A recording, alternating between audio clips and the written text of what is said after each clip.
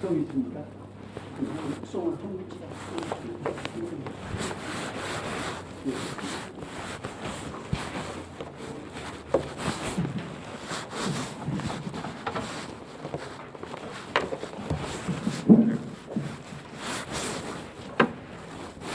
우리 목회자들이 함께 모였습니다. 오늘도 주의 말씀을 같이 함께 듣는 하나님의 음성이 들려진 시간이 되길 간절히 바랍니다.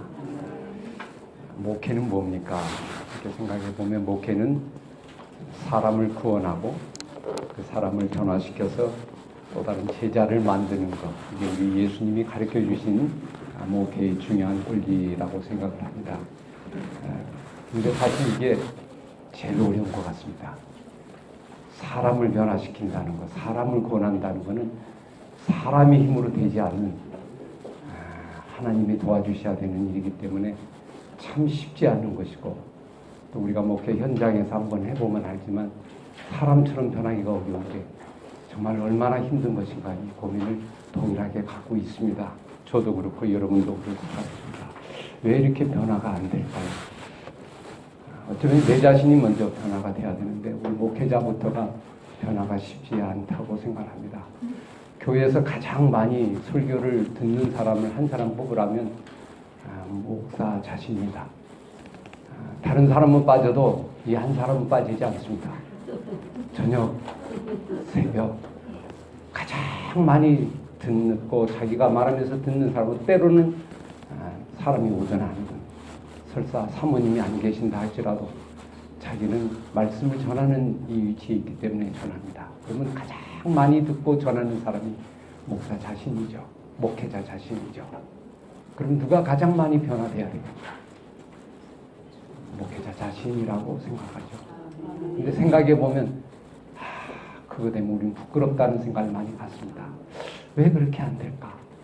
왜 이렇게 30년, 40년이 들어도 왜 이렇게 안 될까? 이런 고민에 우리는 빠지게 됩니다. 이 부분이 우리의 하나의 중요한 관건이라고 생각합니다. 예수님이 계신 것을 확신해야 되고 믿어야 되는데 어디에 문제가 있는 것인가? 한번 이 시간 이 부분을 좀 고민을 해보도록 하겠습니다. 오늘 본문 말씀이 바로 이제 그 내용입니다. 오늘 이 본문의 내용은 우리가 잘 아는 본문입니다. 본관복음의 마태, 마가, 누가가 이 본문을 그대로 기록하고 있습니다. 제가 오늘 마가복음을 선정을 한 것은 서기관이 나와서 예수님께 질문하는 내용인데 서기관이 긍정적인 사람입니다. 나중에 예수님께 칭찬을 듣습니다. 그리고 하나님 나라가 머지않도다. 유대인에게 참 어려운 거거든요. 그래서 이 본문을 좀 택하면서 같이 생각을 엽과 같이 보려고 합니다. 사실 이걸 보기 위해서는 앞에 마태복음하고 누가복음 같이 봐야 됩니다.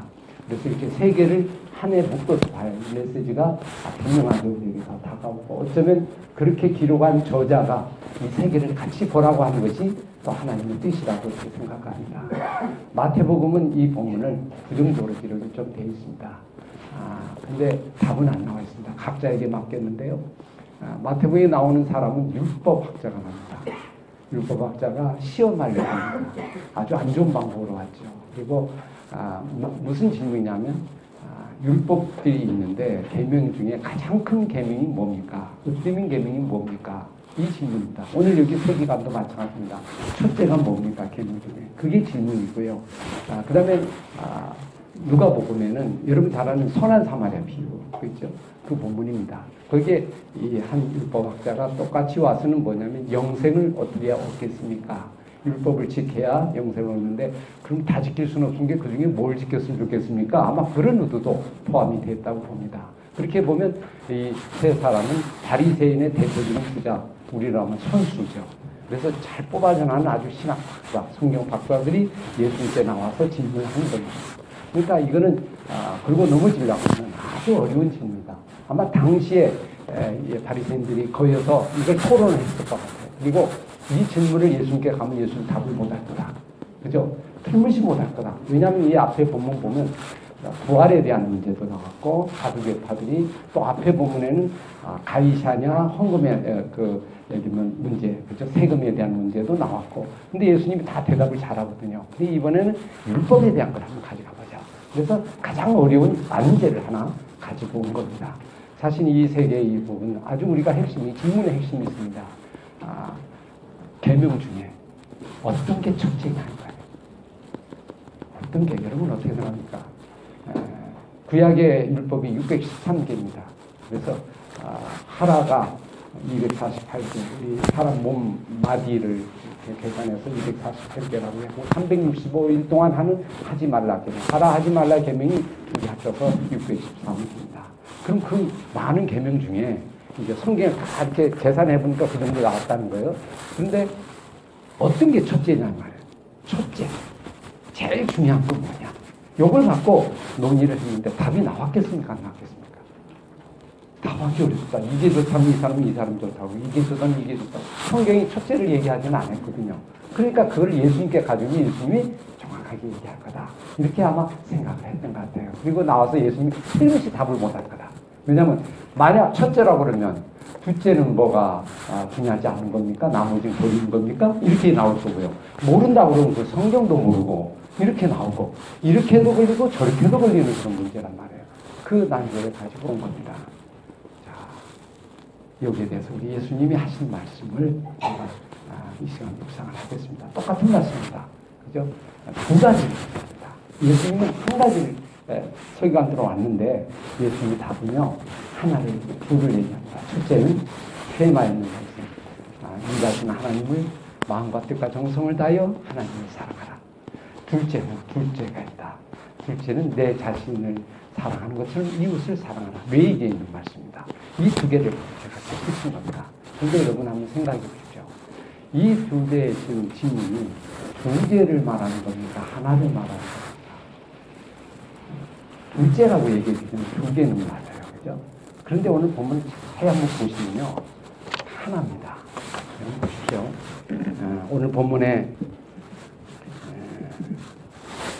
서기관 중에 한 사람이 나와서 얘기하는데 둘째 있는 말만 31절을 볼까요?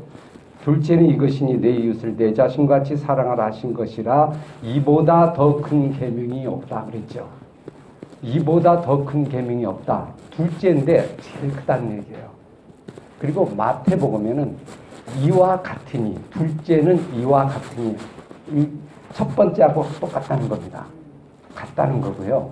그러니까 결국 하나라는 겁니다. 두 개가 하나다는 거예요. 이게 이해가 잘 안 되지만 예수님이 하는 얘기예요. 거기서 첫째가 아니고 두 개는 같다. 쉽게 보면 모든 계명은 하나님 사랑, 이웃 사랑인데 이거는 분리될 수 있는 문제가 아니다.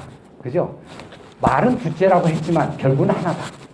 그렇게 이제 얘기하면서 오늘 말씀을 정리하는 겁니다. 그랬더니 이 서기관이 알아들었어요. 알아듣고요. 자기가 정리를 합니다. 그리고 말하기를 어떻게 하나 더 해서 이 두 개를 합쳐버립니다.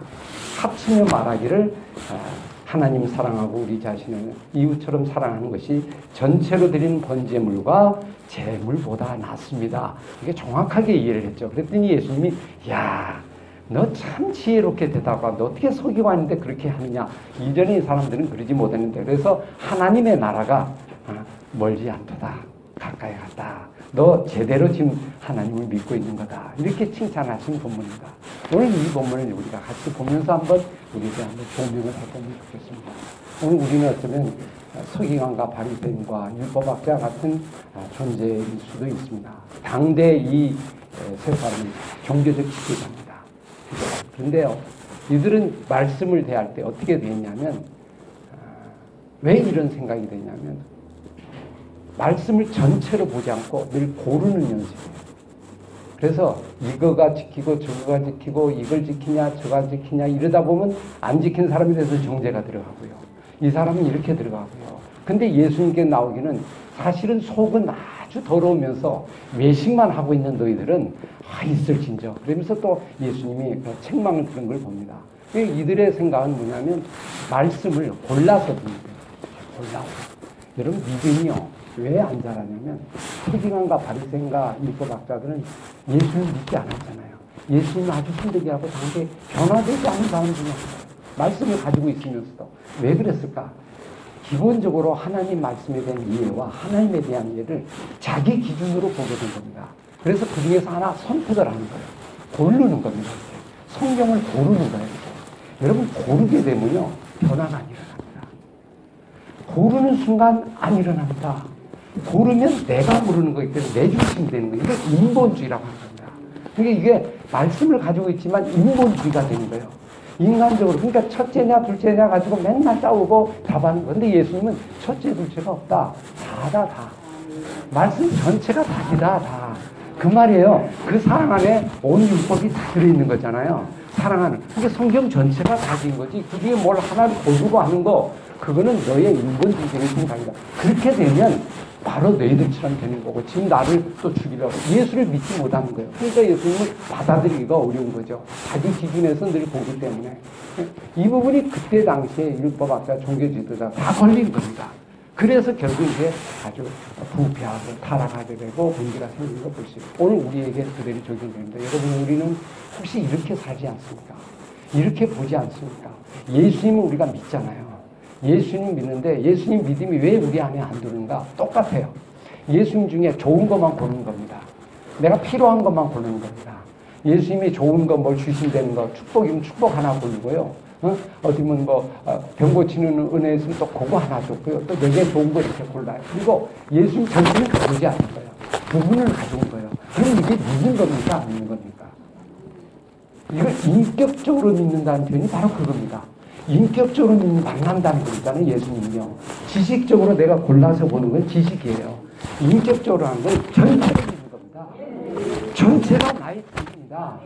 그 모든 것이 다 주니까 이걸 인격이라고 해요. 여러분, 우리를 만나는데 나의 한 분만 좋아하면 나 귀만 좋아요. 제가 머리가 이렇게 벗어서 이쪽만 좋아해요. 그리고 나머지는 싫어요. 그럼 저를 좋아하는 겁니까? 좋아하는 거 아닙니다. 저를 만난 게 아닙니다. 제가 가지고 있는 부모님을 좋아해요. 그러면 이거 좋아하는 게 아닙니다.